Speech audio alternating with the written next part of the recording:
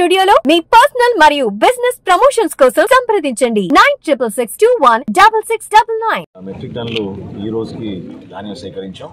సుమారు 600 కోట్ల రూపాయలు రైతుల ఖాతాల్లో 24 గంటల్లోనే డబ్బులు పడే విధంగా గౌరవ ముఖ్యమంత్రి గారు, గౌరవ ఉప ముఖ్యమంత్రి గారు చొరవ చూపించి చక్కటి కార్యక్రమం ప్రజల్లో తీసుకెళ్లే విధంగా మేము నిలబెట్టుకున్నాం.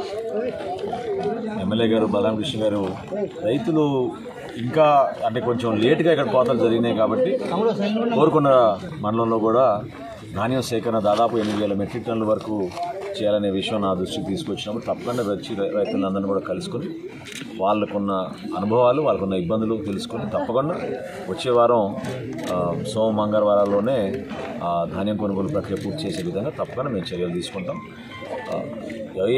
ఏ రైతు కూడా ఈ విషయంలో అనుమానం పడాల్సిన అవసరం లేదు.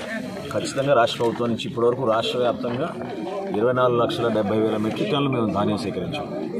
దాదాపు 6,000 కోట్ల రూపాయలు, ఇంత ఆర్థిక ఇబ్బందుల్లో కూడా 6,000 కోట్ల రూపాయలు డబ్బులు వెచ్చించి 24 గంటల్లోపే రైతులకు అందించాం. కోతాలు కూడా అందిస్తున్నాం.